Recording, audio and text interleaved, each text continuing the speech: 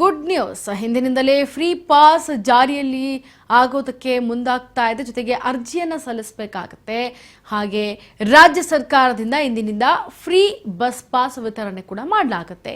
ಈಗಾಗಲೇ free bus pass ಬಗ್ಗೆ ಮಾಹಿತಿಯನ್ನ ನೀಡಿದಂತಹ ಡಿ.ಕೆ. ಶಿವಕುಮಾರ್ ಅವರು ಇದೊಂದು ನಿರ್ಧಾರವನ್ನು ತೆಗೆದುಕೊಂಡಿದ್ದಾರೆ. ಮಕ್ಕಳಿಗೆ ಹೆಲ್ಪ್ ಆಗುವ ಉದ್ದೇಶದಿಂದ ಸ್ಟೂಡೆಂಟ್ಸ್ಗೆ ಗುಡ್ ನ್ಯೂಸ್. ಇಂದಿನಿಂದಲೇ ಫ್ರೀ ಬಸ್ ಪಾಸ್.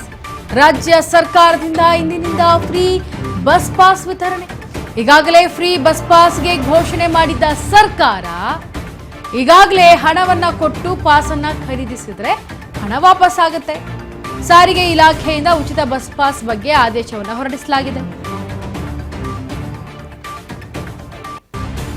ಬೆಂಗಳೂರು ಅಥವಾ ಸೇವಾ ಕೇಂದ್ರಗಳಲ್ಲಿ ಸ್ಟೂಡೆಂಟ್ಸ್ಗೆ ಗುಡ್ ನ್ಯೂಸ್ ಸಿಗ್ತಾ ಇರೋದು. ಇವತ್ತಿನಿಂದ ಪಾಸ್ಗಳು ಫ್ರೀ. ನಾ ಮೊದಲೇ ಹೇಳಿದಾಗಲೇ ಯಾರು ಮುಖ್ಯಮಂತ್ರಿಗಳಾಗ್ತಾರೆ ಮೊದಲ ಬಾರಿಗೆ ಅಥವಾ ಒಟ್ಟಲ್ಲಿ ಮುಖ್ಯಮಂತ್ರಿ ಪ್ರಮಾಣ ವಚನ ಸ್ವೀಕಾರ ಮಾಡಿದ್ಮೇಲೆ ಒಂದು ಬಂಪರ್ ಗಿಫ್ಟ್ ಅನ್ನ ಕೊಡಬೇಕಾಗತ್ತೆ ರಾಜ್ಯಕ್ಕೆ. ಸೊ ಸಿದ್ದರಾಮಯ್ಯನವರು ಅನ್ನಭಾಗ್ಯ ಕೊಟ್ಟಾಗೆ ಈಗ ನೂತನವಾಗಿ ಆಯ್ಕೆಯಾದಂತಹ ಮುಖ್ಯಮಂತ್ರಿ ಸ್ಥಾನಕ್ಕೆ ಆಯ್ಕೆಯಾದಂತಹ ಡಿ.ಕೆ. ಶಿವಕುಮಾರ್ ಅವರು ಕೂಡ ಉಚಿತವಾಗಿ ಶಾಲಾ ಕಾಲೇಜು ಮಕ್ಕಳು ಯಾರೇ ಇದ್ರೂ ಕೂಡ ಅವರು ಅರ್ಜಿಯನ್ನು ಸಲ್ಲಿಸುವ ಮುಖಾಂತರ ಫ್ರೀ ಬಸ್ ಅನ್ನ ಆ ವ್ಯವಸ್ಥೆಯನ್ನ ಪಡೆದುಕೊಳ್ಳಿ ಅಂತ ಹೇಳಿ ಡಿ.ಕೆ. ಶಿವಕುಮಾರ್ ಅವರು ಕೊಟ್ಟಂತಹ ಬಹುದೊಡ್ಡ ಗಿಫ್ಟ್ ಇದು ರಾಜ್ಯಕ್ಕೆ. ಅದು ಕೂಡ ವಿದ್ಯಾರ್ಥಿಗಳನ್ನ ಗಮನದಲ್ಲಿಟ್ಕೊಂಡು ಕೊಟ್ಟಂತಹ ಗಿಫ್ಟ್ ಇದು.